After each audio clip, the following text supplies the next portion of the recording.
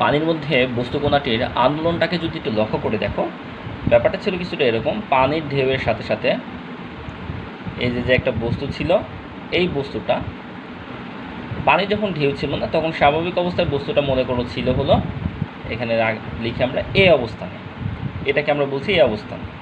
তো এটা আমরা একটু সাইডে দেখাচ্ছি। এরপর যখন পানির যখন আন্দোলন হচ্ছে, পানির যখন ঢেউ বলতে তোমার আন্দোলন হচ্ছে, পানির ভিতরে যখন আন্দোলনটা হচ্ছে তখন এই বস্তুকণাটা একবার এই পজিশনে যাচ্ছে, যাওয়ার পর আবার এখানে আসছে, আবার এখান থেকে উপরে উঠছে, আবার এখানে আসছে, এই উপরে ওঠানামা করছে। যদি পানির ভিতরে বস্তুকণাকে উপরিপাতনটা যদি লক্ষ্য করে থাকো, দেখবা যে বস্তুকণা একই জায়গায় থেকে একবার উপরে উঠছে আবার নিচে নামছে, উপরে উঠছে আবার নিচে নামছে। তো আমরা উপরের এই পজিশনটাকে বলি সি, আমরা এটাকে সাইডে দেখাই, এটাকে সাইডে দেখাই সি, আর সরি এটাকে বলি বি, আর এটাকে বলছি সি। আচ্ছা, এই জিনিসটাকে যদি 90 ডিগ্রি অ্যাঙ্গেলে যদি 90 ডিগ্রি অ্যাঙ্গেলে যদি হলো ক্লকওয়াইজ যদি ঘোরায় নাও, ঘড়ি কাঁটার দিকে যদি ঘোরায় নাও এইভাবে, তাহলে দেখো তো কী দাঁড়ায়, তাহলে কেমন দাঁড়ায় না? এইটা জিনিস জাস্ট আমি সিম্পল হারমোনিক মোশনে তোমাদের যেভাবে সিম্পল হারমোনিক মোশনটাকে শিখিয়েছিলাম সেটার সাথে সামঞ্জস্য রাখার জন্য আমি বা ওইটা অনুসারে বোঝানোর জন্য আমি জাস্ট তোমাকে এই জিনিসটা ঘোরাই নিতে বলছি। যদি এখান থেকে যদি ঘোরাই নাও, আর কেউ যদি আমার সিম্পল হারমোনিক মোশনের ক্লাসটা না দেখে থাকো তাহলে অবশ্যই সিম্পল হারমোনিক মোশনের ক্লাসটা একটু দেখো, দেখলে পরে ভালো করে বুঝবো। সিম্পল হারমোনিক মোশনের যে সলিউশনের ফার্স্ট যে ক্লাসটা, সেই ক্লাসটা দেখলে বুঝতে পারবো। আমরা বলছিলাম এটা হলো এ পয়েন্ট, এই যে আমরা এই দিক থেকে 90 ডিগ্রি অ্যাঙ্গেলে ঘোরাই নিয়েছি, জাস্ট ঘোরাই নিয়েছি এইভাবে। তাহলে এটা হলো আমরা বলি হলো বি পয়েন্ট, আর এটাকে বলি সি পয়েন্ট।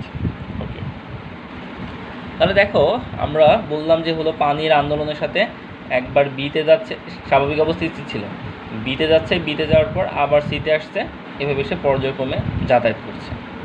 এর ফলে তৈরি হচ্ছে একটা ওয়েভ বা তরঙ্গ তৈরি হচ্ছে। দেখি কীভাবে সে তরঙ্গটা তৈরি হয়। এটাকে যদি আমরা সার্কুলারলি যদি দেখাই, সাইকেলভাবে যদি দেখাই আমরা, তাহলে এরকম হয় বিষয়টা।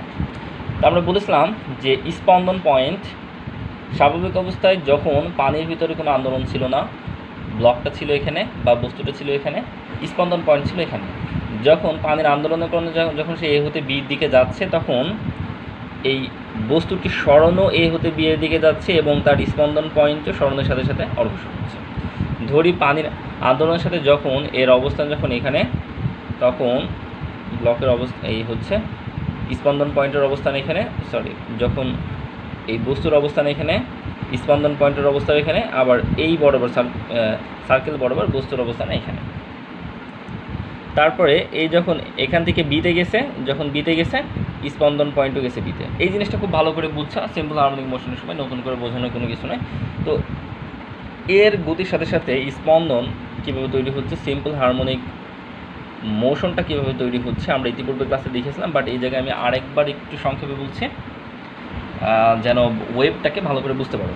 ওকে, মনে করে এখন এই বস্তুকণাটা এখানে আছে পানির মধ্যে, এখানে এবং এখানে আছে। এখন যখন এখানে ছিল, তো আমরা এর গতিটাকে স্পন্দন পয়েন্ট যদি এই জায়গা থেকে একদম যখন সে স্থির ছিল, সাম্য অবস্থায় যখন ছিল বস্তুটি কোনো নড়াচড়া করছিল না, পানির আন্দোলন যখন ছিল না, সাম্য অবস্থায় যখন ছিল, তখন থেকে যদি আমরা স্টার্ট করি, তাহলে সেই ক্ষেত্রে আমরা সরণের সমীকরণ পেয়েছিলাম X equal to A sine omega T. আমরা এখানে এক্স দ্বারা প্রকাশ না করে ওয়াই দ্বারা প্রকাশ করবো। আমি তো তোমাদের বোঝানোর জন্য এটা 90 ডিগ্রি অ্যাঙ্গেলে হলো ঘড়ি কাঁটার দিকে ঘোরাই নিয়েছি, কিন্তু অ্যাকচুয়ালিতে এর তো সরণ হচ্ছে উলম্ব বরাবর। তাই উলম্ব বরাবর যেহেতু, তাই আমরা এখানে ওয়াই দ্বারা প্রকাশ করবো। জাস্ট আমাদের বোঝানোর জন্য আমি এই বরাবর ঘুরিয়ে নিয়েছি। আমরা এই সরণকে ওয়াই দ্বারা প্রকাশ করব। এখন দেখো যে এই সমীকরণ দ্বারা আমরা প্রকাশ করি। এখন একটু খেয়াল করে দেখো, যখন বস্তুকণা ছিল যখন এখানে, তখন তার উলম্বিক সরণ ছিল কত, মানে এই সরণটাকে আমরা উলম্ব সরণ বরাবর দেখাবো, ইতিপূর্বে ক্লাসে যেভাবে দেখিয়েছি। এখন যখন বস্তুকণাটা এই ডি অবস্থানে আসছে, মনে করো এখানে ডি অবস্থানে, তখন এর সরণও হয়েছে এই বরাবর ডিতে, আর তার স্পন্দন পয়েন্ট এখানে। তো ডিতে যদি সরণ হয়, তাহলে আমরা সরণ কোনটুকু বলবো, সাম্য অবস্থা থেকে তার সরণ কতটুকু, এইটুকু পরিমাণ। তো আমরা ধরি স্বাভাবিক অবস্থায় ছিল এখানে, এরপরে যখন সে ডিতে গেছে তখন তার সরণ হয়েছে, উলম্বিক সরণ হয়েছে এইটুকু। বা আমরা এইদিকেও দেখাতে পারি যে এখানে ডি অবস্থানে সে উলম্বিক সরণ কতটুকু, এইটুকু, এর উলম্বিক সরণ। এরপর ডি থেকে সে ধরি এখানে ইতে গেছে, আবার ধরি এখানে ইতে গেছে, তার মানে এই যে এখানে ইতে আসছে। তো যখন ইতে তখন তার সরণ কতটুকু, এইটুকু সরণ বা এইটুকু সরণ। আর তখন স্পন্দন পয়েন্ট কোথায়, এখানে। এরপর যখন এখান সেই ই থেকে বিতে গেছে তখন তার সরণ হচ্ছে কতটুকু, এতটুকু। আগে বলেছে সাম্য অবস্থা স্থান থেকে সরণ। আর যখন বিতে গেছে, আমরা এটাকে বি বলি, এটাকে সি, এটাকে এ বলছি। যখন বিতে গেছে সরণ কতটুকু, এতটুকু। তার মানে আগের থেকে আরও বেশি সরণ। সেই পূর্বে ক্লাসগুলোর কথা মনে করে দেখো সিম্পল হারমোনিক মোশনের। এরপরে আবার কি করবে, এই জায়গায় চলে গেছে, তারপর কি আবার সে সির দিকে অগ্রসর হবে। ধরি সির দিকে যখন অগ্রসর হচ্ছে তখন তার অবস্থান আবার বিতে, যখন বাম দিকে যখন আসছে, সি এর দিকে আসছে যখন বিতে, স্পন্দন পয়েন্ট তখন আবার থাকবে এখানে, এই জায়গা থেকে। যে আশা করি বিষয়টা বুঝছো। এরপরে ই থেকে যখন সি এর দিকে অগ্রসর হচ্ছে তখন আবার তার অবস্থান ডিতে, স্পন্দন পয়েন্টের অবস্থান ডিতে, তখন তার সরণ হবে কতটুকু, এইটুকু। এরপরে যখন আবার সে এ মানে বি হতে সি এর দিকে অগ্রসর হওয়ার সময় যখন সে এ অবস্থানে, তখন স্পন্দন পয়েন্ট এখানে। আর সেই সময় তার সরণ কত, 0, কারণ যে অবস্থান থেকে সে যাত্রা শুরু করেছিল সেই অবস্থানে আছে, যে অবস্থান থেকে যাত্রা শুরু করেছিল তার স্থানে আছে, তার মধ্যে 0। এরপর যখন এ থেকে যখন এই দিকে যাবে, ধরি ডি প্রাইম অবস্থানে সে, তখন তার সরণ কতটুকু, এইটুকু। এবার দেখো নেগেটিভ দিকে সরণ হচ্ছে। এরপর ধরি এখানে ই অবস্থানে যখন তখন তার সরণ কতটুকু, এতটুকু। এরপর আবার ধরি সে সি অবস্থানে, যখন সি অবস্থানে তখন তার সরণ সর্বোচ্চ। এরপর সি হতে আবার বিয়ের দিকে যখন অগ্রসর হচ্ছে, ধরি তার অবস্থান ই প্রাইমের স্থানে, তখন তার সরণ কতটুকু, এইটুকু। তারপরে আবার ধরি ই হতে ডি এর স্থানে, যেহেতু সে বি এর দিকে অগ্রসর হচ্ছে তখন তার সরণ কতটুকু, এইটুকু। আবার ডি এর পরে তার অবস্থান এতে, কারণ সে ডি হতে বি এর দিকে যাচ্ছে, তখন তার সরণ কতটুকু, 0। এইভাবে করে এদিকে ওদিক যখন যাতায়াত করবে তার সরণগুলা এইভাবে পর্যায়ক্রমে কমতে থাকবে, আবার বাড়তে থাকবে, এভাবে পর্যায়ক্রমে হতেই থাকবে। আর এটাকে যদি আমরা এভাবে যোগ করে দিই, সরণগুলা এই কোণার সরণটাকে যদি আমরা, উলম্বিক সরণটাকে যদি আমরা যোগ করে দিই, তাহলে আমরা পেয়ে যাই হলো ওয়েভ। এভাবে পর্যায়ক্রমে চলতেই থাকবে। আশা করি বিষয়টা বুঝছো যে ওয়েভটা কীভাবে তৈরি হচ্ছে পানির ভিতরে এই বস্তুকণাটির আন্দোলনের, এই বস্তুকণাটির উপরিপাতনের ফলে। এখন আসো আমরা এখান থেকে কয়েকটা কথা জেনে নিই ওয়েভের ক্ষেত্রে, যেগুলো আমাদের অঙ্ক করার জন্য খুব বেশি দরকার হবে। যদিও এর মধ্যে বেশ কিছু বিষয় আমরা ইতিপূর্বে সিম্পল হারমোনিক মোশনের ক্লাসে জেনেছিলাম। এখন আমরা যেটা জানবো যে পূর্ণ স্পন্দন কাকে বলে, পূর্ণ স্পন্দন বা পূর্ণ কম্পন যেটা বলুন না, এই যে এটা একটা অর্ধস্পন্দন সম্পন্ন করলো। অর্ধস্পন্দন কেন? আচ্ছা, এইটুকু তৈরি হলো কীভাবে? এখান থেকে স্পন্দন কোণাটা এই গেছে, যাওয়ার পরে যখন স্পন্দন কোণার অবস্থান যখন এখানে, স্পন্দন কোণার অবস্থান যখন এখানে, তখন সরণ কত, 0। এই এরপর স্পন্দন কোণার অবস্থান যখন এখানে, তখন তার সরণ কত, কার সরণ, এই ব্লকের সরণ। কারণ ভালো করে বোঝো, একটু আগে আমরা যেটা বললাম, স্পন্দন কোণা যখন এখানে, বস্তুর অবস্থান তখন এখানে, তখন বস্তুর সাম্য অবস্থার স্থানে সরণ 0। এরপর স্পন্দন কোণার অবস্থান যখন এখানে, তখন বস্তুর অবস্থান ডিতে, তখন তার সরণ কত, এইটুকু পরিমাণ বা এইটুকু পরিমাণ। এইভাবে করে স্পন্দন কোণার অবস্থান যখন বিতে, তখন তার সরণ কতটুকু, ম্যাক্সিমাম। অর্থাৎ এখানে যখন ছিল তখন বস্তুর কোণার গতি হচ্ছে সরণ ছিল 0, কিন্তু স্পন্দন কোণা যখন এখানে তখন তার সরণ সর্বোচ্চ। অর্থাৎ স্পন্দন কোণা যখন এখানে, তখন তরঙ্গটা এই জায়গায় অবস্থান করছে। এরপর স্পন্দন কোণা যখন এখানে, তরঙ্গটা এখানে অবস্থান করছে, কারণ স্পন্দন কোণা যখন এখানে, বস্তুর অবস্থান তখন এখানে, আর বস্তুর অবস্থান এখানে থাকবে সাম্য অবস্থার স্থানে, সরণ 0 এখানে। আশা করি বিষয়টা বুঝছো। তাহলে দেখো তো, এখান থেকে এইটুকু পর্যন্ত আসার জন্য হাফ স্পন্দন সম্পন্ন করলো না, একটা পুরো হলো এখানে সার্কেলের হাফ স্পন্দন সম্পন্ন করলো না, হাফ স্পন্দন। কারণ আমরা জানি এখান থেকে যে আবার তার এই অবস্থানে ফিরে আসলে একটা পূর্ণ স্পন্দন সম্পন্ন, তার মানে একটা হাফ স্কেল সম্পন্ন। তো আমরা বলতে পারি একটা হাফ স্কেল স্পন্দন মানেই হচ্ছে এটুকু, অর্থাৎ হাফ স্পন্দন মানে আমরা বলবো এটুকু। এরপরে আবার যখন সে এইখান থেকে আবার পুনরায় এখানে আসলো, তাহলে আরও একটা হাফ স্কেল হয়ে গেল। তাহলে দেখো তো এইটুকু দিয়ে পূর্ণ স্পন্দন সম্পন্ন হয়ে গেল না, পূর্ণ স্পন্দন সম্পন্ন হলো। ফার্স্ট হাফ স্পন্দনে এইটুকু, আর বাকি হাফ স্পন্দনে এইটুকু। তাহলে আমরা কি বললাম, এখান থেকে এই জায়গায় আসার জন্য একটা পূর্ণ স্পন্দন সম্পন্ন হলো, আর সেই সময় তরঙ্গ এই বস্তুর উলম্বী সরণের ফলে তরঙ্গটি এইটুকু গেল। তার মানে আমরা বলতে পারি এইটুকু হলো হাফ স্পন্দন বা হাফ কম্পন, আর এইটুকু হলো বাকি হাফ কম্পন। এই দুইটা, এই হাফ আর এই হাফ যোগ করলে হয় একটা পূর্ণ স্পন্দন বা পূর্ণ কম্পন। তাহলে আমরা পূর্ণ স্পন্দন বলতে কি বুঝবো, একবার উপরে ওঠার পরে আবার তার শূন্য থেকে উপরে উঠে আবার শূন্যতে নেমে যায়, আবার শূন্য থেকে নিচে নেমে আবার শূন্যতে নেমে যায়, এই পুরোটা মিলে হয় একটা পূর্ণ স্পন্দন বা পূর্ণ কম্পন। আশা করি বুঝছো যে পূর্ণ স্পন্দন বা পূর্ণ কম্পন কী। এরপর হলো কম্পনকাল বা স্পন্দনকাল বা পর্যায়কাল, যেটা বলবো না কেন, এই একটা পূর্ণ স্পন্দন সম্পন্ন হতে যে সময় লাগে তাকে আমরা বলি হলো কম্পনকাল বা স্পন্দনকাল বা পর্যায়কাল বা দোলনকাল, যেটা বলো না কেন। এবার আসো যে একটা পূর্ণ স্পন্দন সম্পূর্ণ হতে, এবার আমরা জানবো যে তরঙ্গ দৈর্ঘ্য কাকে বলে। একটা পূর্ণ স্পন্দন সম্পূর্ণ হতে তরঙ্গ যে পথ অতিক্রম করে তাকে আমরা বলি হলো তরঙ্গ দৈর্ঘ্য। একটা পূর্ণ স্পন্দন সম্পন্ন হতে যে সময় লাগে ওই সময়ে তরঙ্গ যে পথ অতিক্রম করে তাকে আমরা বলি হলো তরঙ্গ দৈর্ঘ্য। একটা পূর্ণ স্পন্দন সম্পন্ন হতে তরঙ্গর যে সময় লেগেছে ওই সময়ে তরঙ্গ যে পথ অতিক্রম করছে। আচ্ছা, একটা পূর্ণ স্পন্দন সম্পূর্ণ হওয়ার জন্য এই হয়েছে, আর অর্থাৎ এখান থেকে এই সময়ে এসে এই জায়গায় গেছে, আর এই জায়গায় যাওয়ার অর্থ হলো তরঙ্গ দৈর্ঘ্যটা অতিক্রম করার পথ কতটুকু, এইটুকু। অর্থাৎ একটা পূর্ণ স্পন্দনের জন্য আমাদের টোটাল তরঙ্গ অতিক্রম করলে কতটুকু দৈর্ঘ্য,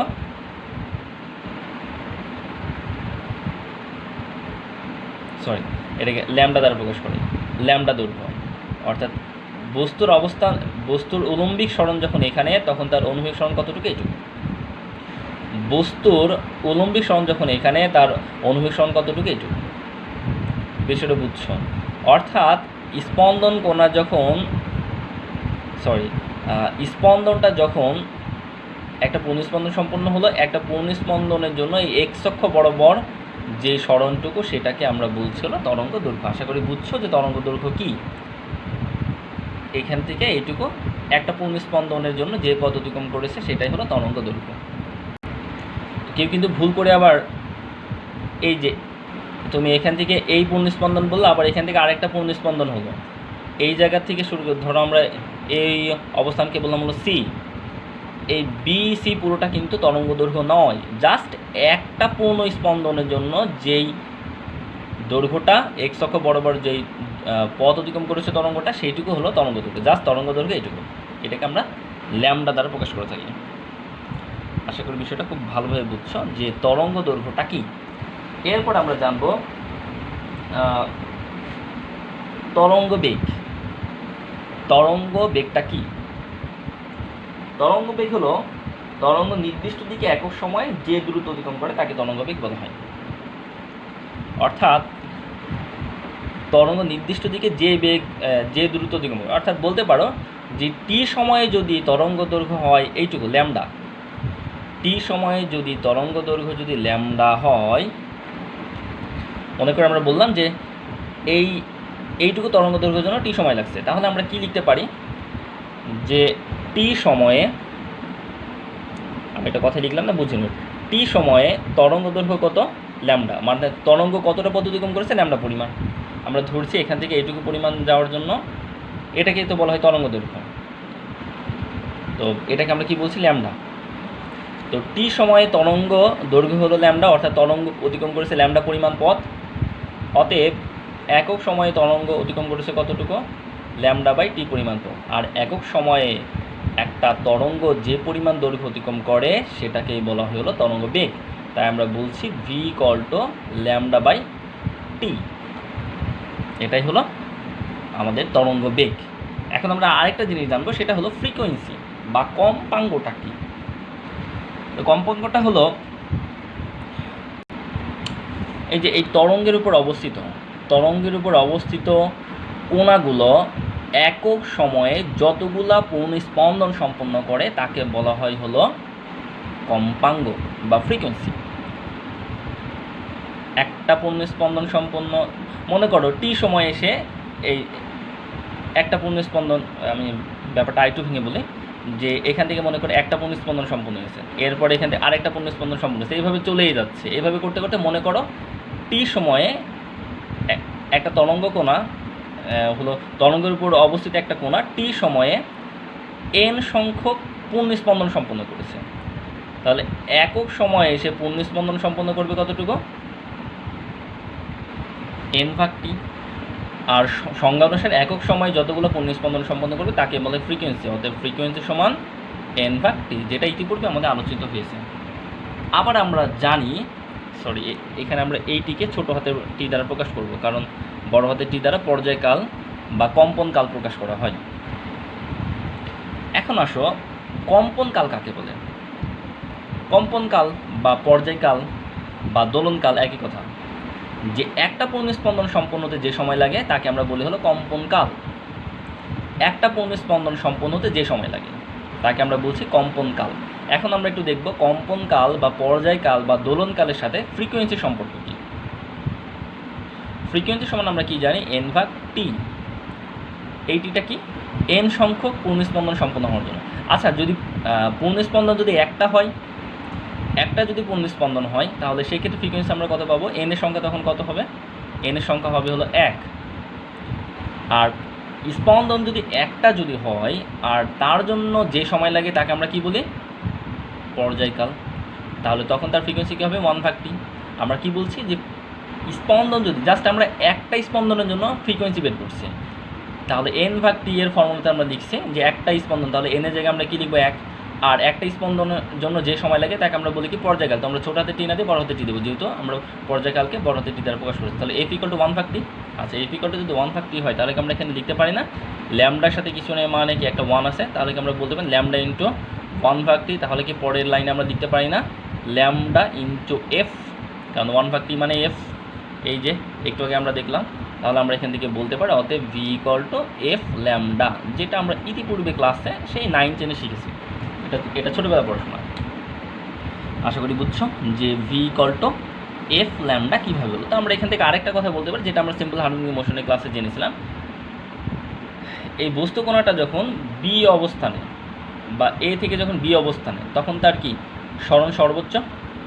আর সেই সময়টাতে আমরা এটাকে তরঙ্গে কীভাবে উপস্থাপন করেছি, যেইটুকু।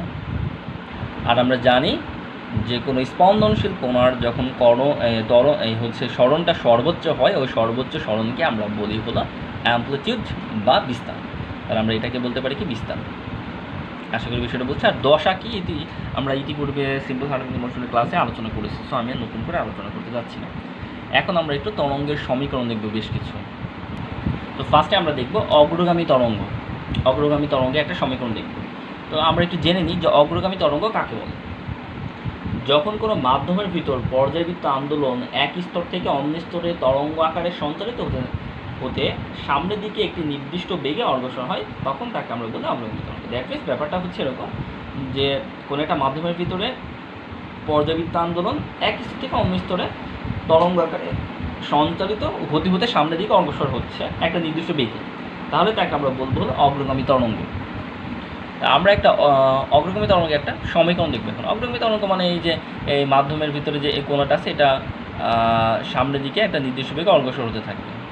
এনিওয়ে, এখন দেখো আমরা একটু এখান থেকে এই যে এখানে যে চিত্রটা আমরা একটু আগে কিন্তু ব্যাখ্যা করলাম। তো আমরা যখন এই পানির ভিতরে এই বস্তুটা যখন তার সাম্য অবস্থার স্থানেই আছে, যখন কোনো আন্দোলন শুরু হয়নি, তখন তার স্পন্দন করার অবস্থান এখানে আর বস্তুর অবস্থান কোথায়? সাম্য অবস্থানে। তখন তার উলম্বিক সরণ কত? যেহেতু এর ওপরে বা নিচে কোনো সরণ হয়নি, তাই 0। তো আমরা যদি একদম সাম্য অবস্থার স্থান থেকে যদি শুরু করি, তাহলে তার আমরা সিম্পল হার্মোনিক মোশনের কী পাই? ওয়াই ইকুয়াল টু, এখানে আমরা ওয়াই দ্বারা প্রকাশ করছি কারণ অ্যাকচুয়ালি তার সরণ হচ্ছে ওয়াই খুব বরাবর। Y equal to A sine, এটাকে ছোটো হাতে এ দ্বারা প্রকাশ করতে পারো, কোনো সমস্যা নাই, ওমেগা টি। ওকে, আমরা এখন একটা সমীকরণ দেখব, সেটা হলো যে কোনো অবস্থানের কোনো একটি কোণার তার সরণ কতটুকু হয়, তার সরণ বের করো ফর্মুলাটা, যে কোনো অবস্থানের একটা কোণা তার ওই অবস্থান হতে সামনের দিকে যদি হলো কোনো সরণ হয়, সেই সরণটার পরিমাণ কত। আমরা ধরি এখানে একটা কোণা ছিল, পি একটা কোণা ছিল, পি বিন্দুতে একটা কোণা ছিল, তো পি বিন্দুতে যে কোণাটি ছিল তার এই সরণ কতটুকু, এইটুকু। এখন ধরি এই পি বিন্দুতে কোণাটা ছিল, এই কোণাটা সামনের দিকে যখন অগ্রসর হবে তখন তার এই তরঙ্গের হচ্ছে সরণ কতটুকু। আমরা কিন্তু এখানে ওয়াই দ্বারা যেটা প্রকাশ করছে, এটা কিন্তু এই যে এই সরণটা, এই বিস্তার বরাবর সরণটা, মোটেও কিন্তু এই সরণটা নয়, এই সরণটা হলো এই যে ল্যামডা দ্বারা প্রকাশ করা হয়। এই ল্যামডার মাধ্যমে আমাদের এই তরঙ্গ কত পথ অতিক্রম করছে সেটা আমরা বের করে জাস্ট, যদিও এখন অনেকে প্রশ্ন হতে পারে এই ল্যামডা দ্বারা শুধু এইটুকু বোঝায়, বাট সে কতটুকু পথ অতিক্রম করছে সেটা বের করবো কী করে? হ্যাঁ, সেটা বের করার ফর্মুলা আছে, যেটা আমরা পরবর্তীতে জানবো ইনশাল্লাহ। তাহলে আমরা এখানে ওয়াই দ্বারা যেটা বের করতে এসেছি সেটা হচ্ছে এই যে এই সরণগুলো। তো আমরা দেখব যে এই পি বিন্দুতে অবস্থিত কোণাটা এর সামনের দিকে যখন অগ্রসর হবে, মনে করো পি বিন্দুর কোণাটা এই জায়গায় আছে, তাহলে সাম্য অবস্থা থেকে তার সরণ কতটুকু, অর্থাৎ তার এইটুকু সরণ কতটুকু সেটা আমরা বের করব। বা পি বিন্দুর কোণাটা এখানে আছে, যখন যেই মুহূর্তে এই জায়গায় থাকবে তখন তার সরণ কতটুকু সেটা আমরা বের করব। অর্থাৎ আমরা বলতে চাচ্ছি পি, এই যে এই অবস্থানে পি বিন্দুতে যে কোণাটা আছে, এই তার পরবর্তী বিভিন্ন অবস্থানের জন্য সরণ কতটুকু সেটা আমরা বের করব। আচ্ছা, এখন একটু আসো, পি বিন্দুতে যখন আসে কোণাটা, যখন পি বিন্দুর অবস্থান আসে তখন আসলে কী ঘটে ঘটনাটা আমরা এখানে একটু দেখি। যখন আমরা বললাম এই বস্তুটার অবস্থান যখন ধরলাম বিতে, একটু আগে আমরা যেটা দেখলাম, তখন স্পন্দন কোণ অবস্থান কোথায়, এখানে, তার জন্য সরণ কতটুকু হলো, এইটুকু। আমরা ডি বললাম এখানে, সরি ডি বলছি, আমরা কি বললাম, এই যে এইটুকু। এরপরে স্পন্দন কোণ অবস্থান যখন এখানে, তখন এই বস্তুর অবস্থানও এখানে, অর্থাৎ এই জায়গাটাতে, তখন তার সরণ কতটুকু, এইটুকু, যেটাকে আমরা বলছি বিস্তার। এরপর স্পন্দন কোণ যখন এখানে, স্পন্দন কোণ যখন এখানে, তখন বস্তুর অবস্থান বি থেকে আবার এখানে, আর তখন তার সরণ কত, শূন্য, অর্থাৎ সেটাকে আমরা দেখাচ্ছি এই জায়গায়। এরপর যখন স্পন্দন কোণ যখন আবার এখানে, তখন বস্তুর অবস্থান কোথায়, সিতে, তখন আমরা এই সরণটাকে আমরা নেগেটিভ দিকে এটুকু পর্যন্ত দেখাচ্ছি, তাই না? আমরা অতদূর না যাই, বস্তুর স্পন্দন কোণ যখন এখানে, বস্তুর অবস্থান তখন এখানে, অর্থাৎ আমরা এই জায়গায় দেখেছি। এখন মনে করো যে বস্তুর অবস্থান এখানে, তাহলে স্পন্দন কোণের অবস্থান কোথায়, এখানে, সরি স্পন্দন কোণের অবস্থান এখানে, তখন বস্তুর অবস্থান কোথায়, এখানে, আর তার ধরি এটা পি বিন্দু, আর তার সরণ কতটুকু, এইটুকু, যেটাকে আমরা এই যে এইটুকু দ্বারা প্রকাশ করেছি। আশা করি বিষয়টা বুঝছো। তো এখন স্পন্দন কোণ যদি এখানে যদি হয়, আমরা এই একটা দাগ দিলাম, এটা সিম্পল, এটা কেন দাগ দিচ্ছি, এটা সিম্পল হারমোনিক মোশনে ক্লাসে তুমি শিখেছো। এখন আমাকে বলেছে যে, অর্থাৎ এই ব্লকের অবস্থান মনে করে এখানে, এটাকে আমরা বলছি পি বিন্দু, অথবা আমরা বললাম ব্লকের অবস্থান এখানে, এটাকে আমরা বলছি পি বিন্দু, উলম্বিক সরণ বরাবর। এখন দেখো যে আমাকে বলেছে যে হলো এই পি অবস্থানের পরবর্তীতে, মনে করো আমাকে এক্সাম্পল হিসেবে বললাম যে পি হতে সিতে গেছে, পি হতে সিতে গেছে, বা আমরা বললাম পি হতে এখানে বললাম কিউতে গেছে, এটাকে আমরা বলছি কিউ, এক্সাম্পল হিসেবে বললাম, এটাকে বলছি আমরা কিউ। পি হতে কিউতে গেছে, তার জন্য সময় লেগেছে কতটুকু, টি। পি হতে কিউতে গেছে, পি হতে কিউতে যাওয়ার জন্য সময় লেগেছে কত, টি। তার মানে টি সময়টা দেওয়া আছে পি হতে কিউতে যাওয়ার জন্য। তার মানে আমাকে কোনটুকু বিবেচনা করতে বলেছে, এইটুকু, এর আগেরগুলো কিন্তু বিবেচনা করতে বলিনি। সিম্পল হারমোনিক মোশন অনেক ডিটেলস ব্যাখ্যা করেছে এটা, যে পি হতে কিউতে গেছে তার জন্য সময় দেওয়া আছে, পি হতে কিউতে যাওয়ার সময় দেওয়া আছে, বাট এর আগে সময় দেওয়া হয়নি। এর অর্থ হলো আমাকে এর পরের অবস্থা বিবেচনা করতে হচ্ছে। তার মানে পি অবস্থানে যখন, তখন স্পন্দন কোণা কোথায়, এখানে। তো স্পন্দন কোণার অবস্থান যখন এখানে, তার পরবর্তী স্পন্দনগুলোর জন্য বললাম, মনে করো হচ্ছে কিউতে যখন অবস্থান করছে, তখন এখানে বললাম কিউ, আর তখন স্পন্দন কোণ অবস্থান কোথায়? এখানে। জাস্ট স্পন্দন কোণ এখান থেকে এই জায়গায় আসার জন্য সময়টা আমাকে দেওয়া হয়েছে, সময় দেওয়া আছে।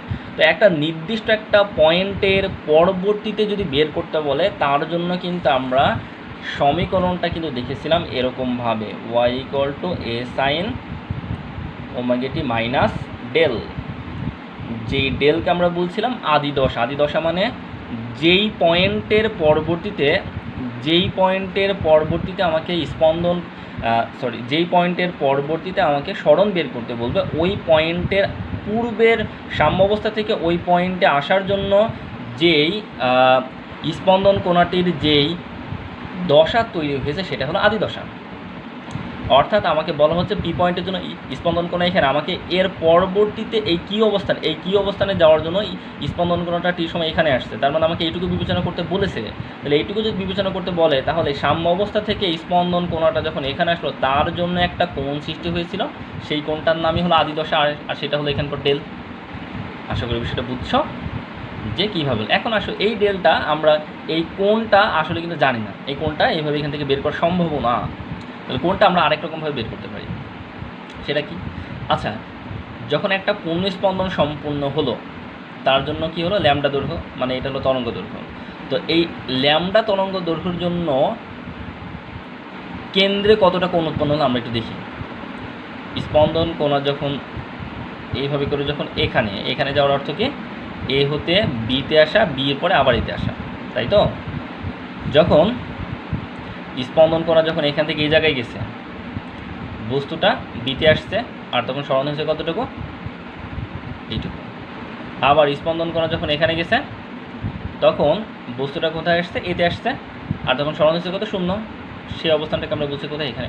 তার মানে এইটুকু একটা হাফ স্পন্দন সম্পূর্ণ হওয়ার জন্য স্পন্দন কোণা গেছে কোথায়?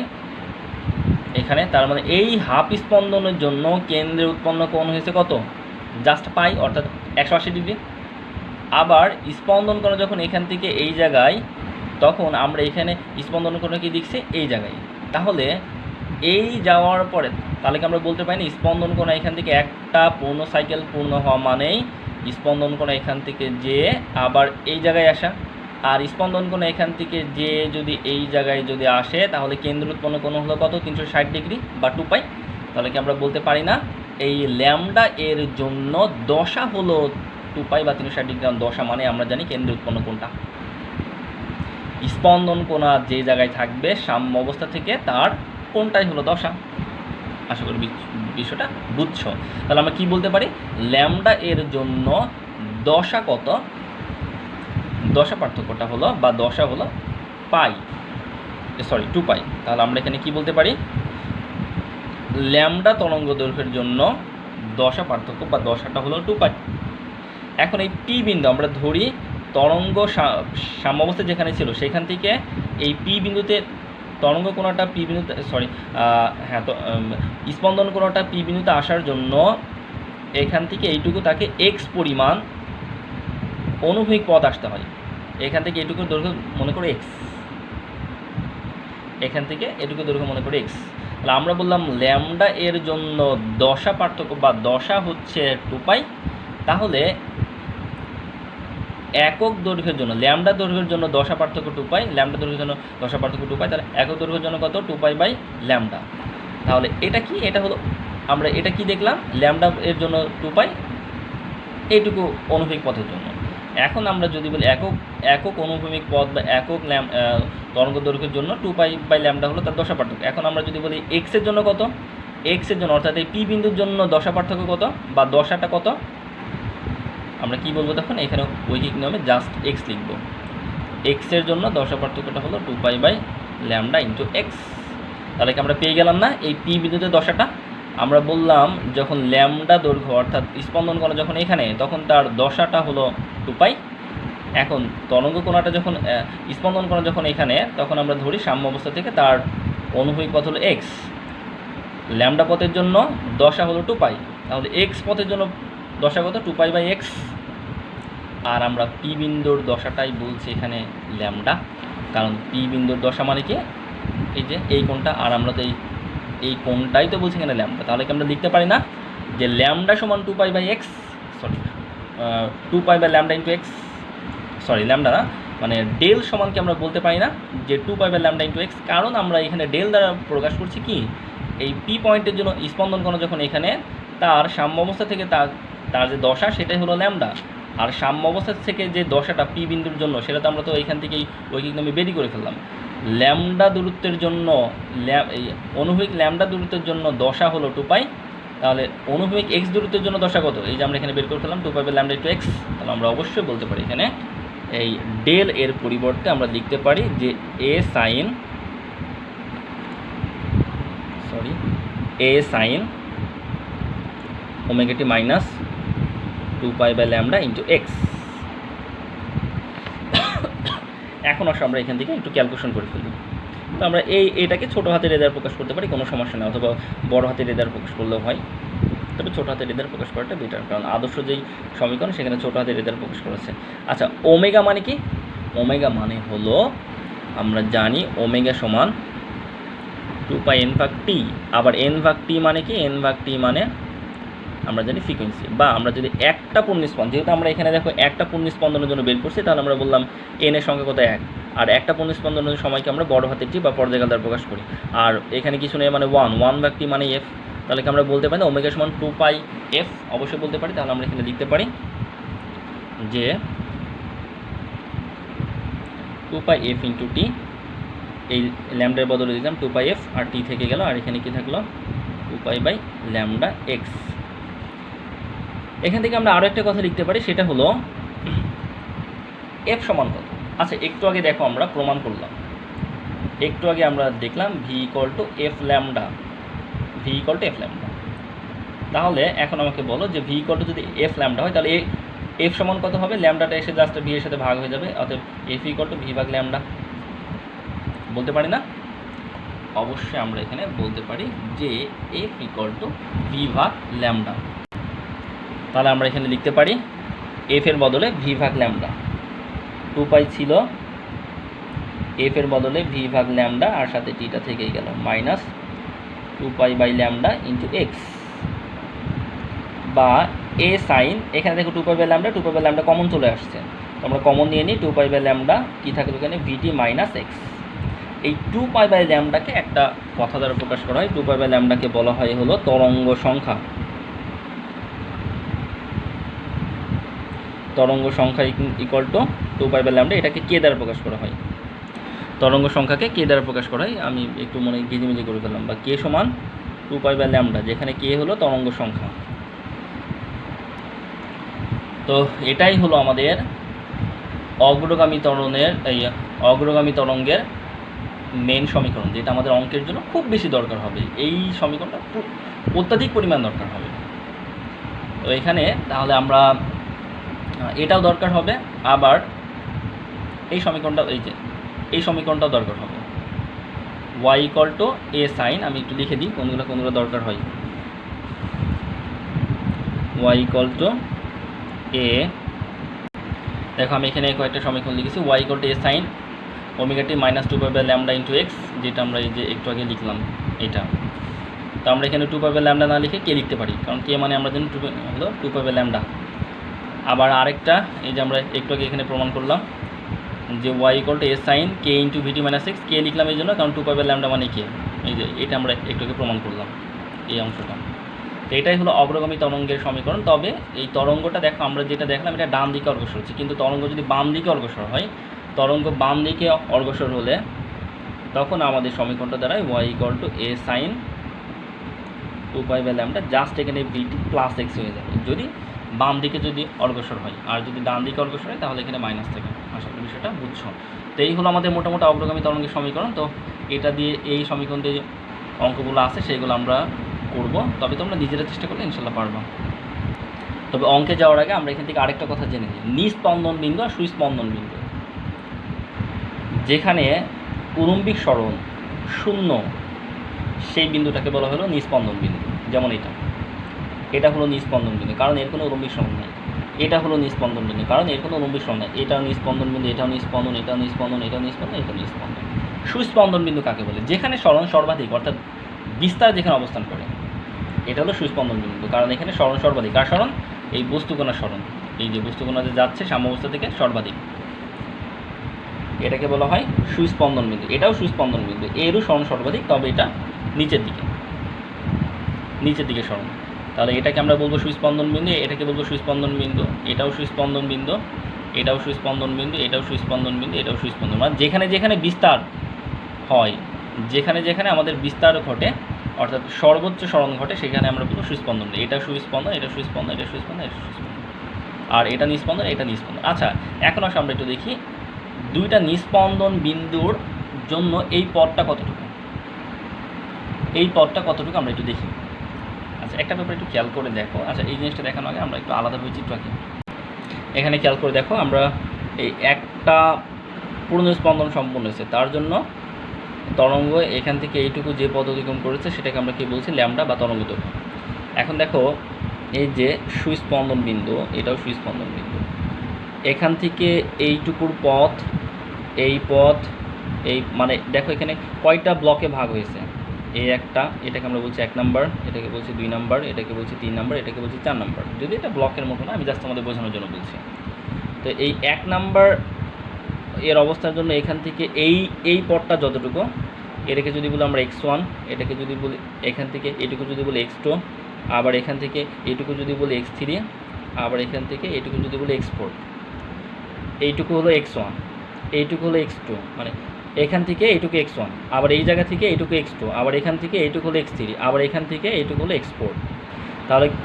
তাহলে এক্ষেত্রে তরঙ্গের ক্ষেত্রে all time x1, x2, x3, x4 সমান, অর্থাৎ এই দূরত্ব আর এই দূরত্ব সমান, আবার এই দূরত্ব আর এই দূরত্ব সমান, আবার এই দূরত্ব আর এই দূরত্ব সমান। তার মানে এখানে x1, x2, x3, x4 সবই সমান। আচ্ছা, তাই যদি হয়ে থাকে তাহলে এখন আসো আমরা একটু দেখি যে এইটুকুর জন্য এই x1 এর দৈর্ঘ্যটা কত, x1 এর দৈর্ঘ্যটা আমরা একটু দেখব। এই পুরোটার জন্য কি ল্যামডা, তাহলে এখান থেকে এইটুকুর জন্য দৈর্ঘ্য কতটুকু হবে, ডেফিনেটলি λ/2 হবে, কারণ তুমি বুঝতে পারছো এই পুরোটা যতটুকু তার অর্ধেক হলো এইটুকু। ইভেন এটা তরঙ্গের বৈশিষ্ট্য, এখান থেকে এইটুকুর দৈর্ঘ্য যতটুকু হবে, একটা পূর্ণ স্পন্দনের জন্য যদি ল্যামডা লাগে তাহলে একটা হাফ স্পন্দনের জন্য লাগবে λ/2, অর্থাৎ অর্ধেক। একটা পূর্ণ স্পন্দনের জন্য যদি তরঙ্গ দৈর্ঘ্য যদি হয় ল্যামডা, তাহলে একটা হাফ স্পন্দনের জন্য দৈর্ঘ্যটা হবে হলো বা একটা পূর্ণ স্পন্দনের জন্য যদি তরঙ্গ এক্স অক্ষ বরাবর ল্যামডা পথ অতিক্রম করে, তাহলে একটা হাফ স্পন্দনের জন্য করবে হলো λ/2। আশা করি বিষয়টা বুঝছো। আচ্ছা, তার মানে এইটুকুর দৈর্ঘ্য আর এইটুকুর দৈর্ঘ্য সমান, তাহলে এইটুকুর দৈর্ঘ্য যদি সমান, মানে এইটুকুর দৈর্ঘ্য যদি λ/2 হয়, আবার জানি আমরা এই দৈর্ঘ্য আর এই দৈর্ঘ্য সমান, তাহলে কি আমরা বলতে পারি না x1 সমান এখান থেকে এইটুকুর দৈর্ঘ্যটা হলো λ/4, λ/4। আশা করি বিষয়টা বুঝছো কোনটুকু, এখান থেকে এইটুকু দৈর্ঘ্য। তাহলে এইটুকু দৈর্ঘ্য তো λ/4 হয়, যদি x1 আর x2 সমান, তাহলে এটাও λ/4, এটাও λ/4, এটাও λ/4। আশা করি বিষয়টা বুঝছো। তাহলে এখন আসো আমরা যদি বলি পরপর দুটি নিস্পন্দন বিন্দুর দৈর্ঘ্য কতটুকু, বা পরপর দুটি নিস্পন্দনের জন্য তরঙ্গের স্মরণ কতটুকু। এই একটা নিস্পন্দন বিন্দু, একটা নিস্পন্দন বিন্দু মানে কোনগুলো আমরা একটু আগে কিন্তু বললাম। তাহলে এখান থেকে এইটুকুর পথ কতটুকু হবে, একটু আগে দেখলাম λ/2, তার মানে পরপর দুটি নিস্পন্দন বিন্দুর দৈর্ঘ্য হলো λ/2। এবার পরপর দুটি সুস্পন্দন বিন্দুর দৈর্ঘ্য কতটুকু হবে, এটা একটা সুস্পন্দন বিন্দু, এটা একটা সুস্পন্দন বিন্দু, তাহলে এখান থেকে এইটুকু এর মাঝামাঝি পথটা কতটুকু, এটুকু মানে কি λ/2, এইটুকু মানে কি λ/4, আবার এইটুকু মানে λ/4। তাহলে আমরা ধরলাম এটা x, এইটুকু পথ হলো x, তাহলে x সমান আমরা কি বলতে পারি x2 + x3, x2 + x3, আর আমরা জানি x2 মানে λ/4, আবার x3 মানেও λ/4, তার মানে কি পেলাম λ/2। সো আমরা বলতে পারি পরপর দুটি নিস্পন্দন বিন্দুর কথা যদি বলা থাকে তাহলে আমরা সেখানে দৈর্ঘ্য ধরবো λ/2, আর যদি হলো তরঙ্গ দৈর্ঘ্য ধরবো λ/2, আর যদি পরপর দুটি সুস্পন্দন বিন্দু বলে তখনও λ/2 ধরবো। পরপর দুটি নিস্পন্দন বিন্দু বললেও λ/2, পরপর দুটি সুস্পন্দন বিন্দু বললেও λ/2। আর যদি কখনো বলে একটা নিস্পন্দন বিন্দু এবং আরেকটা সুস্পন্দন বিন্দুর মাঝামাঝি তরঙ্গ দৈর্ঘ্য কত, তখন আমরা কি বলবো λ/4, কারণ একটা নিস্পন্দন বিন্দু এইটুকু আর একটা সুস্পন্দন বিন্দু এইটুকু, এর মধ্যে মাঝামাঝি দৈর্ঘ্যটা কত, λ/4। আশা করি বিষয়টা খুব ভালোভাবে বুঝছো। আমরা অঙ্কে যাওয়ার আগে লাস্ট আর একটা ফর্মুলা একটু দেখব। সেটা হলো যে মনে করো বলা হলো যে একটা নির্দিষ্ট সংখ্যক স্পন্দনের জন্য তরঙ্গটি কতটুকু পথ অতিক্রম করবে সেটা তোমাকে বের করতে বলছে। আচ্ছা, এটা কিন্তু তরঙ্গটি কতটুকু মানে একটা তরঙ্গটি সর্বোচ্চ কতটুকু পথ অতিক্রম করবে সেটা কিন্তু নয়, এটা জাস্ট একটা স্পন্দনের জন্য অতিক্রান্ত পথ, একটা স্পন্দনের জন্য অতিক্রান্ত পথ। বাট তোমাকে বলেছে মনে করো 20টি স্পন্দনের জন্য অতিক্রান্ত পথ কতটুকু সেটা তোমাকে বের করতে বলছে। 20টি স্পন্দনের জন্য অতিক্রান্ত পথটা মনে করো তোমাকে বের করতে বলছে। তখন তুমি কি করবা? তখন আসো আমরা একটু দেখি। একটা তো আমরা তো 20টি না বলে আমরা বলি হলো মনে করো এন সংখ্যক, এন সংখ্যকের জন্য তার সে হলো অ্যাকচুয়ালি কতটুকু পথ অতিক্রম করবে সেটা মনে করে আমরা এখন বের করব। দেখো আমরা একটু ঐচ্ছিক নিয়ম করি। একটি স্পন্দনের জন্য তরঙ্গ কতটুকু পথ অতিক্রম করে? ল্যামডা। তাহলে এন সংখ্যক স্পন্দনের জন্য তরঙ্গ কতটুকু পথ অতিক্রম করবে? Lambda into N. আর তরঙ্গ একটা তরঙ্গ এন সংখ্যক স্পন্দনের জন্য যতটুকু পথ অতিক্রম করবে তাকে যদি আমরা তরঙ্গ সে সরণটাকে যদি আমরা এস বলি তাহলে এস ইকুয়ালটা আমরা কী লিখতে পারি বলো তো? N lambda. মনে করে আমরা বললাম একটা তরঙ্গ সর্বোচ্চ 30টা স্পন্দন দিতে পারে, এক্সাম্পল হিসেবে বলছি। তাহলে 30টা স্পন্দনের জন্য সে তার ওই তরঙ্গের সরণ কতটুকু হবে বা ওই তরঙ্গ কতটা পথ অতিক্রম করবে। তখন আমরা কি করব?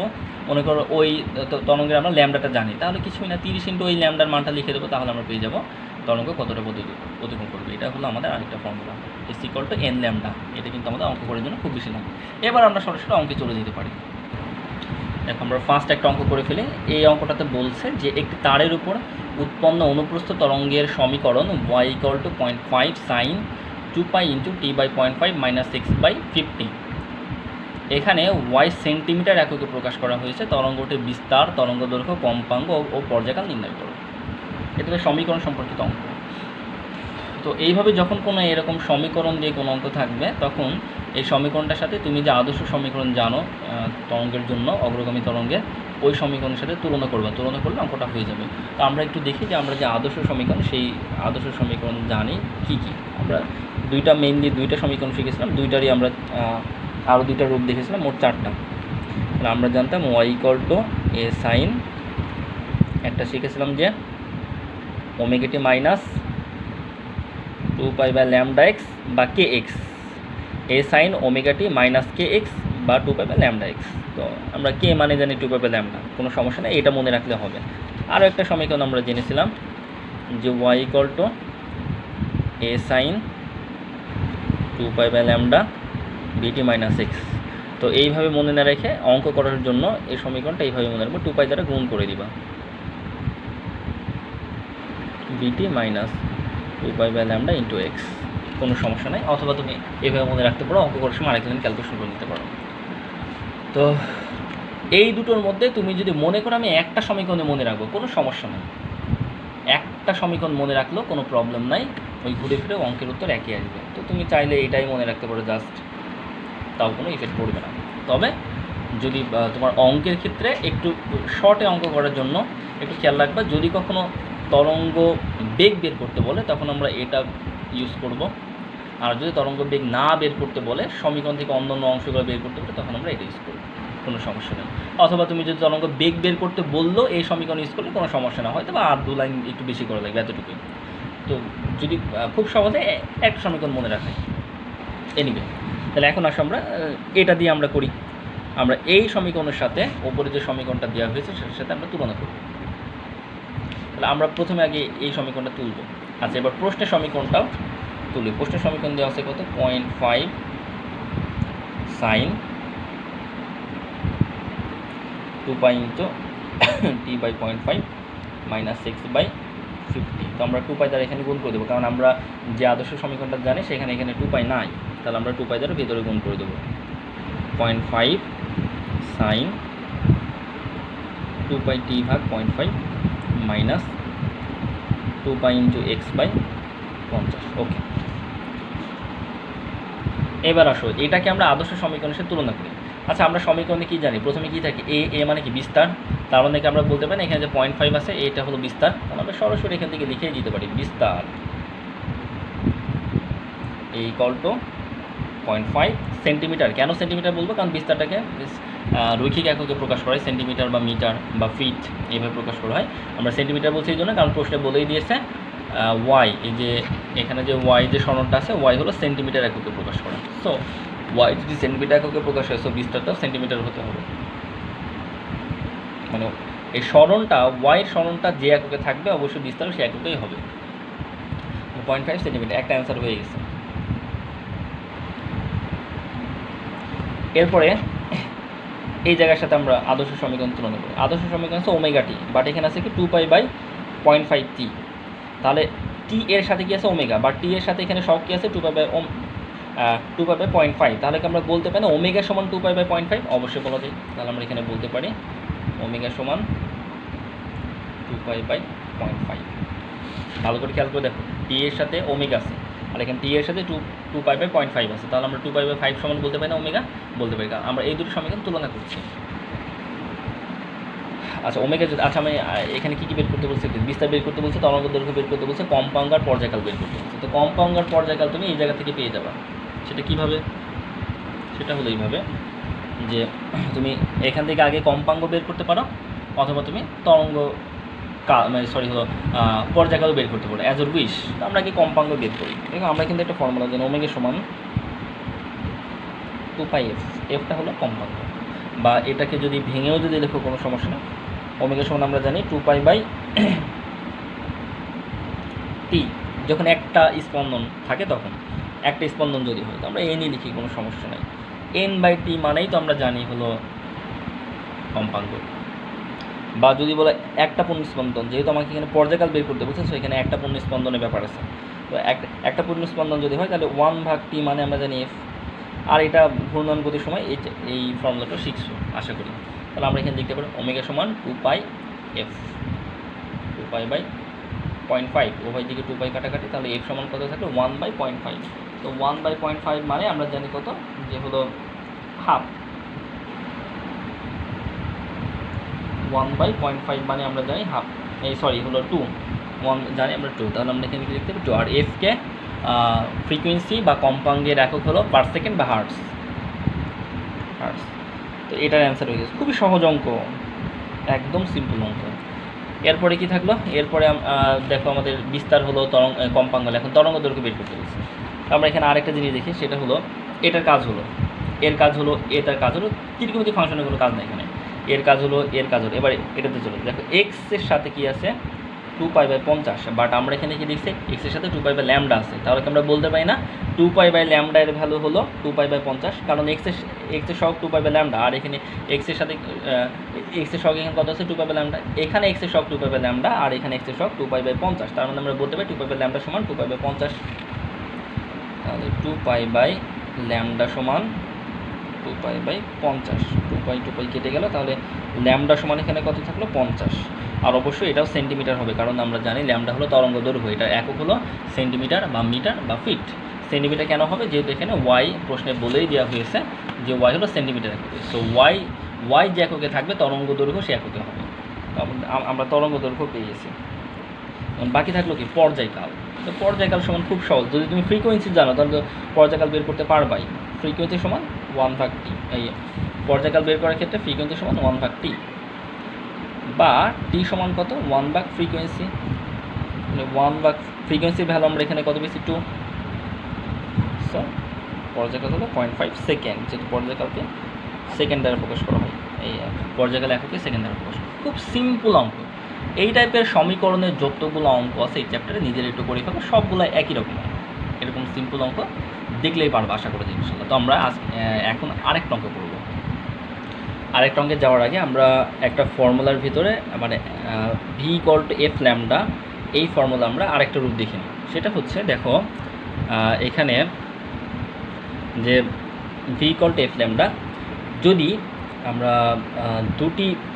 একটা তরঙ্গ দুটি মাধ্যমে যদি আমরা কল্পনা করে থাকি, তো সেই ক্ষেত্রে যদি বেগ যদি অপরিবর্তনে থাকে, অর্থাৎ বেগ নির্দিষ্ট, দুটি তরঙ্গের জন্য বেগ নির্দিষ্ট, তাহলে সেই ক্ষেত্রে আমরা ধরি প্রথম তরঙ্গের জন্য f1 λ1, দ্বিতীয়টার জন্য f2 λ2, বেগ নির্দিষ্ট দুইটারই। তাহলে সেই ক্ষেত্রে আমরা লিখতে পারি, বা v যেহেতু দুইটার ভি সমান, তাহলে আমরা লিখতে পারি যে F one lambda one equal to F two lambda two. এটা হলো তরঙ্গ দৈর্ঘ্য এবং ফ্রিকোয়েন্সি বা কম্পাঙ্কের মধ্যে সম্পর্ক। আর যদি এমন হয় যে ফ্রিকোয়েন্সি নির্দিষ্ট, তাহলে সেই ক্ষেত্রে কিন্তু বেগ পরিবর্তনশীল, তাহলে সেই ক্ষেত্রে V one equal to F lambda one, V two equal to F lambda two. তাহলে যদি এই দুইটা দ্বারা যদি ভাগ করি তাহলে দাঁড়ায়, এটাকে যদি বলি 1 নম্বর সমীকরণ, এটাকে যদি বলি 2 নম্বর সমীকরণ, 1 নং ভাগ 2 নং করলে ল্যামডা ওয়ান ভাগ ল্যামডা টু পাই। এটা হলো বেগের সাথে তরঙ্গ দৈর্ঘ্যের সম্পর্ক। আবার যদি আমরা যদি বলি যে না, এখন হলো তরঙ্গ দৈর্ঘ্য নির্দিষ্ট কিন্তু বেগ বেগ এবং কম্পাঙ্ক ভিন্ন, তাহলে সেই ক্ষেত্রে যদি আমরা এই দুটো দ্বারা ভাগ করি তাহলে দ্বারা ভি ওয়ান ভাগ V two F one by F two. ভাগ করে দেখো, এই ল্যামডা ল্যামডা কাটাকাটি হয়ে যাবে, হয়ে থাকলে এটা। এই তিনটা সম্পর্ক আমাদের অঙ্কের জন্য খুব দরকার হবে। বেগ নির্দিষ্ট থাকলে সম্পর্কটা হবে এটা, আর তোমার হলো ফ্রিকোয়েন্সি বা কম্পাঙ্ক নির্দিষ্ট থাকলে সম্পর্ক হবে এটা, আর যদি তরঙ্গ দৈর্ঘ্য নির্দিষ্ট থাকে তখন সম্পর্কটা হবে এটা। এখন আমরা অন্য আরেকটাকে চলে যেতে পারি।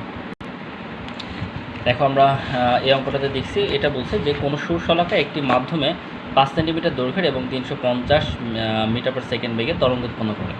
অপর একটি মাধ্যমে তরঙ্গ বেগ যদি 332.5 মিটার পার সেকেন্ড হয়, তবে ওই মাধ্যমে সুরশলাকা 100 কম্পনে শব্দে কত দূরে যাবে। তো আগে দেখি আমাদের অঙ্কটাতে কী কী দেওয়া আছে। প্রথমে বলছে যে কোনো সুরশলাকা একটি মাধ্যমে 5 সেন্টিমিটার দৈর্ঘ্যের এবং 350 মিটার পার সেকেন্ড বেগে তরঙ্গ উৎপন্ন করে। তার মধ্যে 5 সেন্টিমিটার দৈর্ঘ্যে তরঙ্গ উৎপন্ন করে, অর্থাৎ তরঙ্গ দৈর্ঘ্য 5 সেন্টিমিটার এবং তরঙ্গ বেগ কত 350 মিটার পার সেকেন্ড। অপর একটি মাধ্যমে তরঙ্গ বেগ দেওয়া আছে 332.5 মিটার পার সেকেন্ড।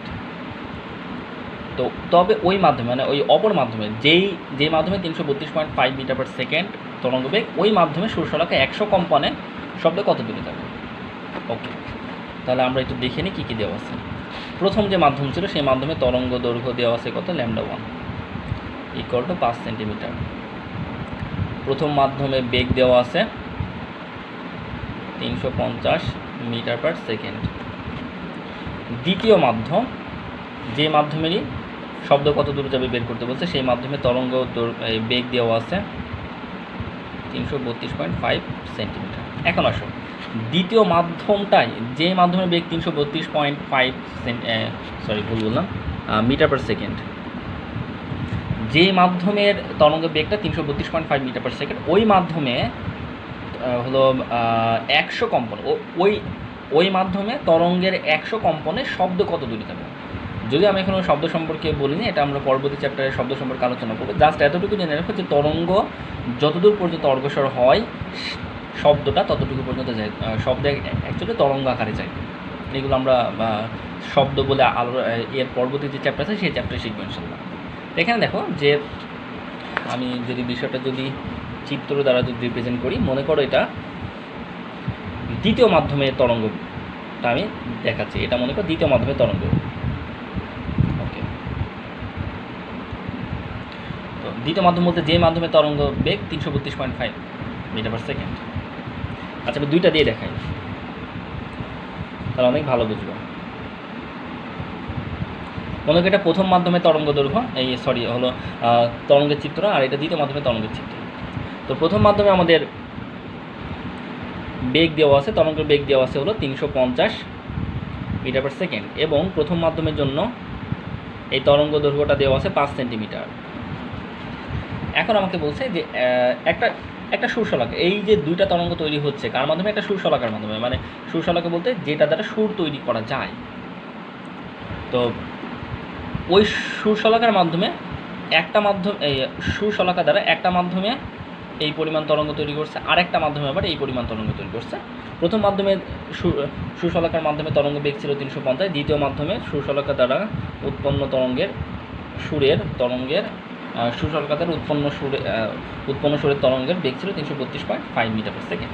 আমাকে বলছে যে এই দ্বিতীয় মাধ্যমে যখন বেগ ছিল 332.5 মিটার পার সেকেন্ড, এই দ্বিতীয় মাধ্যমের যে আমাদের 100টা কম্পনে তরঙ্গ কতটুকু পথ যাবে আমাদেরকে বের করতে বলছে। তো একটা সুরশলাকা দ্বারাই কিন্তু শব্দটা উৎপন্ন করা হচ্ছে বা তরঙ্গটা উৎপন্ন করা হচ্ছে। তো যেহেতু একটা সুশালকা দ্বারা তরঙ্গটা উৎপন্ন করা হচ্ছে, সো এখানে তরঙ্গের ফ্রিকোয়েন্সি যেটা, কম্পাঙ্ক যেটা, সেটা নির্দিষ্ট। তো আমরা এখানে দেখতে পাচ্ছি কম্পাঙ্ক যদি নির্দিষ্ট হয়, আর যদি এটা যদি না বুঝতে পারো যে কম্পাঙ্ক নির্দিষ্ট কেন, তাহলে খুব সহজে বুঝে নেবা, যেখানে জাস্ট তরঙ্গ দৈর্ঘ্য এবং বেগ দেওয়া আছে, দুইটা তরঙ্গ দৈর্ঘ্য, সরি, দুইটা বেগ দেওয়া আছে, একটা তরঙ্গ দৈর্ঘ্য দেওয়া আছে। সো এখানে আমরা বুঝতে পারছি যেহেতু এখানে বেগ আর তরঙ্গ দৈর্ঘ্য ভিন্ন ভিন্ন, তো সেই ক্ষেত্রে আমাদের অবশ্যই এখানে ফ্রিকোয়েন্সিটা নির্দিষ্ট থাকবে। তা এখন দেখো, তাহলে আমাদের এই অঙ্কটাতে যে আবার আমরা যদি বেসিক দিয়ে বলি যে যেহেতু একটা সুশালকা থেকে তরঙ্গটা তৈরি হচ্ছে, তো একটা সুশালকা থেকে একই ফ্রিকোয়েন্সি তরঙ্গ তৈরি হবে। যদি সুশালকা যদি দুটো ভিন্ন হতো তাহলে সেইখানে ভিন্ন ফ্রিকোয়েন্সি হতে পারত। এনওয়ে, তাহলে এখন দেখো, তাহলে আমাদের এইখানে যে দ্বিতীয় তরঙ্গের 100 কম্পনে কত দূর যাবে সেটা যদি বের করতে চাই, তাহলে আমরা একটু লিখে ফেলি যে কত দূর যাবে একটা তরঙ্গ, কত দূর অগ্রসর হয়। তার জন্য কিন্তু আমরা একটু আগে কিন্তু দেখেছি একটা সূত্র, n ল্যাম্ডা। এনটা হলো কম্পন সংখ্যা বা তরঙ্গ সংখ্যা, সরি, কম্পন সংখ্যা বা স্পন্দন সংখ্যা, একই কথা।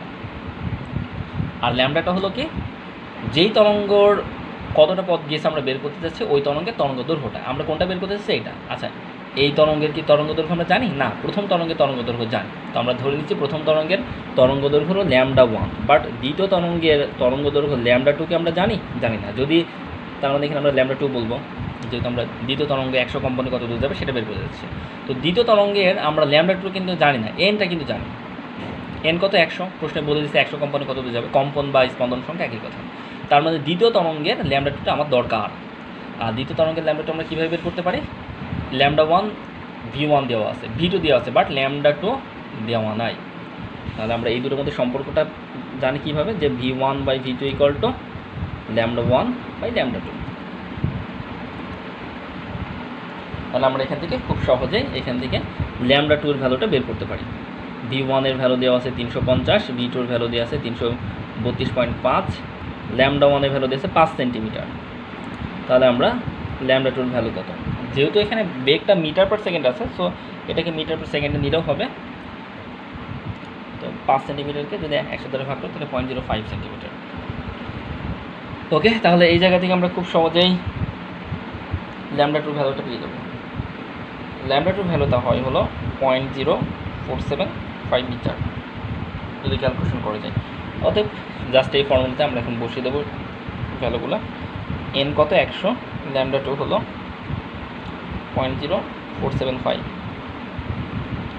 তাহলে আমরা এখান থেকে পেলাম যে 4.75 মিটার।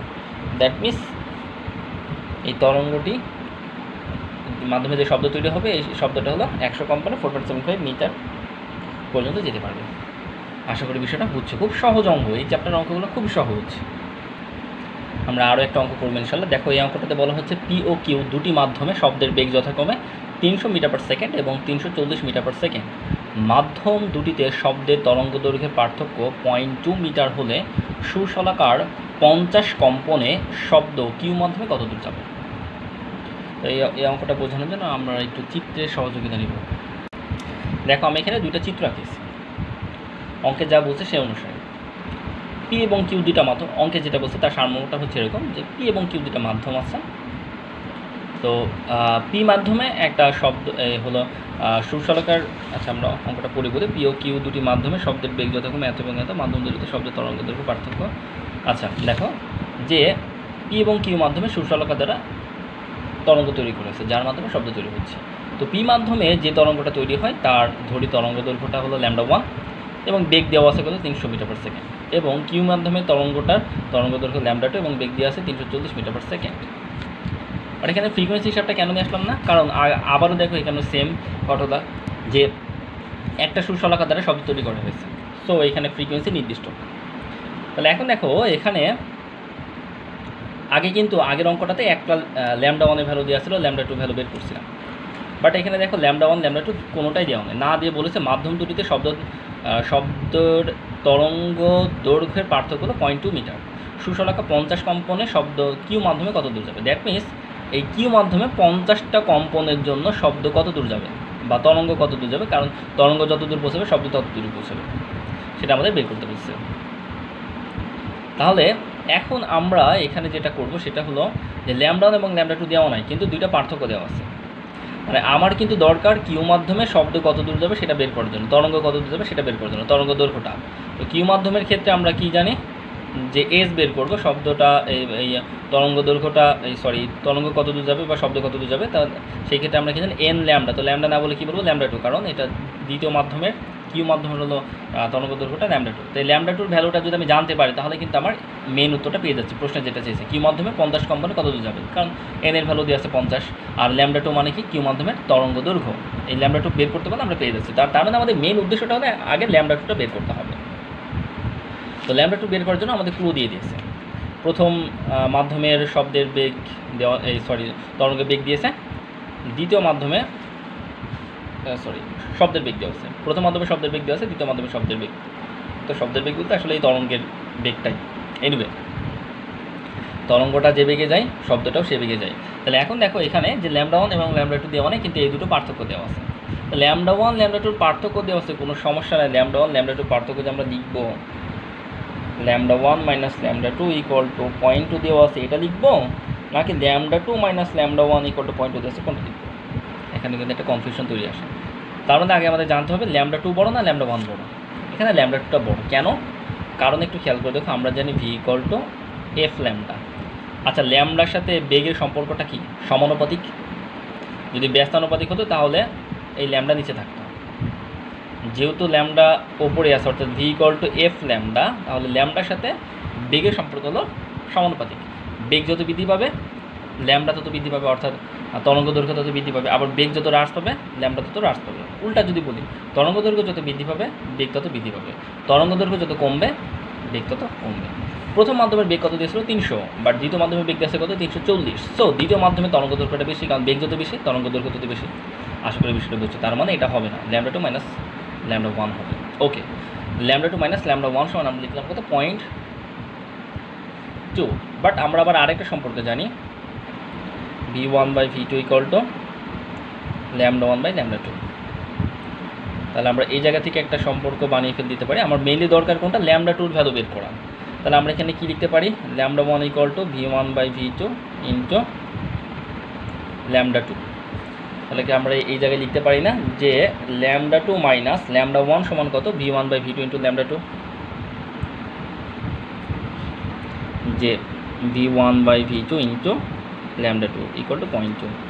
বা ল্যামডা টুর ভ্যালুটা আমরা বের করবো। v1 এর ভ্যালু দিয়ে আছে 300 আর v2 এর ভ্যালু দিয়ে আছে হলো 340 ইন্টু ল্যামডা টুর ভ্যালু আমরা বের করবো 0.2। এখানে তুমি ক্যালকুলেটর সলভ ফাংশন ইউজ করো, সলভ ফাংশন ইউজ করলে একবার তুমি ল্যামডা টুর ভ্যালুটা পেয়ে যাবে। তো আমরা এখানে ল্যামডা টুর ভ্যালুটা পেলাম 1.7। আমরা ল্যামডা টুর ভ্যালু পেলাম 1.7। এটা কি মিটার? কেন মিটার? কারণ এখানে বেগের এককটা দেওয়া আছে মিটারে। ওকে, তো এখন আমরা এখান থেকে এই যে এই ফর্মুলা অনুসারে সরাসরি কত দূর যাবে সেটা বের করে দিতে পারি। এন ল্যামডা টু, এন সমান কত? 30, ল্যামডা টু কত? 1.7, সম্ভবত 85 মিটার। অ্যান্সার হয়ে গেছে। খুব সহজ অঙ্ক। এখন আমরা আরেকটা অঙ্ক দেখব। কোনো মাধ্যমে 550 হার্টজ এবং 350 হার্টজ কম্পাঙ্কের দুটি শব্দের তরঙ্গ দৈর্ঘ্যের পার্থক্য 20 সেন্টিমিটার হলে মাধ্যমে শব্দের বেগ কত? তো এখানে দেখো যে একটা মাধ্যম, আগে কিন্তু মাধ্যম ভিন্ন ছিল, মাধ্যম দুটো আলাদা ছিল। এখন বলেছে মাধ্যম, একটা মাধ্যমের ভিতরে 550 হার্টজ এবং 350 হার্টজ কম্পাঙ্কের দুটি শব্দের তরঙ্গ দৈর্ঘ্য পার্থক্য দেওয়া আছে। আমাদের বের করতে হবে হলো শব্দের বেগ কত। এখানে কিন্তু এই দুইটা কম্পাঙ্কের শব্দের বেগ একটা নির্দিষ্ট, এই জন্য আমাকে প্রশ্ন বলেছে শব্দের বেগ কত, কারণ একটা বেগ বের করতে বলছে। তার মধ্যে দুইটা কম্পাঙ্কের যে শব্দের বেগ নির্দিষ্ট। বাট এখানে মানে এই অঙ্কটার ক্ষেত্রে কন্ডিশনটা হলো শব্দের বেগ নির্দিষ্ট, বাট কম্পাঙ্ক এবং হলো তরঙ্গ দৈর্ঘ্যটা নির্দিষ্ট নয়। আমরা ধরি যে মাধ্যমে প্রথম যে শব্দটা সেই শব্দের ফ্রিকোয়েন্সি f1 550 হার্টজ, দ্বিতীয় শব্দটার ফ্রিকোয়েন্সি f2 350 হার্টজ, আর প্রথম শব্দের তরঙ্গ দৈর্ঘ্য ল্যামডা ওয়ান, দ্বিতীয় শব্দের তরঙ্গ দৈর্ঘ্য ল্যামডা টু। আর এবং শব্দ দুটির মাধ্যমে যে হলো মাধ্যমের ভিতরে যে শব্দটা তার হলো বেগ ভি। ওকে, এবার আসো আমরা এখান থেকে দেখি তরঙ্গ দৈর্ঘ্যের পার্থক্য দেওয়া আছে, সেম ঘটনা পূর্বের অঙ্কের মতো। λ1 মাইনাস λ2 সমান 20 সেন্টিমিটার নাকি λ2 মাইনাস λ1 সমান 20 সেন্টিমিটার, এটা আগে আমাদের নির্ধারণ করতে হবে। তো আমরা একটু দেখে নিই ফ্রিকোয়েন্সির সাথে ল্যামডা সম্পর্ক কী। আমরা ফ্রিকোয়েন্সির সাথে ল্যামডা সম্পর্ক দেখেছি যে f1 equal to f1 λ1 equal to f2 λ2, বা এইভাবে না বলে মানে এটা দুটো সম্পর্ক, বা আমরা এইভাবে বলতে পারি v equal to f lambda বা ল্যামডা সমান v ভাগ f। আচ্ছা দেখো তো ল্যামডার সাথে এফ এর সম্পর্ক কি? ব্যস্তানুপাতিক না? ব্যস্তানুপাতিক, যেহেতু নিচে আছে। সো ফ্রিকোয়েন্সি যত বাড়বে তরঙ্গদৈর্ঘ্য তত কমবে, আর ফ্রিকোয়েন্সি যত কমবে তরঙ্গদৈর্ঘ্য তত বাড়বে। তাহলে দেখো প্রথম শব্দটার ফ্রিকোয়েন্সি ছিল বা কম্পাঙ্ক ছিল 550। সো প্রথম শব্দের যেই তরঙ্গদৈর্ঘ্যটা ছিল দ্বিতীয় শব্দের তরঙ্গদৈর্ঘ্য তার থেকে কম, তার থেকে বেশি। প্রথম শব্দের তরঙ্গদৈর্ঘ্য যত ছিল তার থেকে দ্বিতীয় শব্দের তরঙ্গদৈর্ঘ্য কম। কেন? কারণ প্রথম শব্দের ফ্রিকোয়েন্সি বেশি, দ্বিতীয় শব্দের ফ্রিকোয়েন্সি কম। প্রথম শব্দের যেই তরঙ্গদৈর্ঘ্যটা থাকবে, যেহেতু তার দ্বিতীয় শব্দে তার ফ্রিকোয়েন্সি কমে গেছে, সো তার তরঙ্গদৈর্ঘ্য বেশি হবে। সো এখানে অবশ্যই λ2টা বেশি, কারণ ফ্রিকোয়েন্সি যত কমবে তরঙ্গদৈর্ঘ্য তত বাড়বে। সো আবারও এখানে আমাদের সম্পর্ক দ্বারা λ2 মাইনাস λ1, যেহেতু λ2 বড়, মাইনাস। আচ্ছা, তো λ2 মাইনাস λ1। তো এই ক্ষেত্রে দেখো আমরা কি জানি, প্রথমটার ক্ষেত্রে প্রথম যে শব্দটা ছিল তার ক্ষেত্রে যদি v ইকুয়াল টু f1 λ1, দ্বিতীয়টার ক্ষেত্রে যদি বলি v ইকুয়াল টু f2 λ2, তাহলে আমরা এখানে কি বলতে পারি? আমরা এখানে বলতে পারি যে হলো λ1 সমান কত হবে? v ভাগ f1, λ2 সমান কত হবে? v বাই f2, λ2 এই f2কে জাস্ট এখানে ভাগ করে দেওয়া, তাহলে আমরা বলতে পারি না λ2 সমান v ভাগ f2। ঠিক অন্যভাবে λ1 সমান হবে v ভাগ f1 ইকুয়াল টু 20। তাহলে এখানে আননোন কোনটা? শুধু v ভাগ f2 এর ভ্যালু কত? 550 মাইনাস v ভাগ f1 এর ভ্যালু কত? 350 ইকুয়াল টু 20। এটাকে সেন্টিমিটারে নেব। কেন? মানে যদি সেন্টিমিটারে নিই তাহলে বেগের এককটা আমরা সেন্টিমিটারে পাবো, সেন্টিমিটার পার সেকেন্ডে, কারণ হার্টস মানে কম্পাঙ্কের একক হলো পার সেকেন্ড বা হার্টস আমরা বলি। সো এখানে সেন্টিমিটার থাকবে, তুমি যদি সেন্টিমিটারে যদি রাখো তাহলে বেগের এককটাও সেন্টিমিটারে পাবা, সেন্টিমিটার পার সেকেন্ডে। আর যদি মিটারে নাও তাহলে বেগের একক মিটার পার সেকেন্ডে পাবো। তো আমরা যদি মিটারে নিই তাহলে 0.2, এই জায়গা থেকে সরাসরি আমরা v এর ভ্যালুটা পেয়ে যাবো। তো v এর ভ্যালুটা ক্যালকুলেশন করলে দাঁড়ায় 192.5 মিটার পার সেকেন্ড। এটাই হলো অ্যান্সার। তো মোটামুটি এই চ্যাপ্টারে আমরা অনেকগুলো অঙ্ক কমপ্লিট করলাম। এরপর আমরা পরবর্তীতে শব্দের চ্যাপ্টারটা স্টার্ট করবো ইনশাল্লাহ। তো আজকের মতো এই চ্যাপ্টারের ক্লাস এতটুকুই। ভালো থাকো, সুস্থ থাকো, আল্লাহ হাফিজ।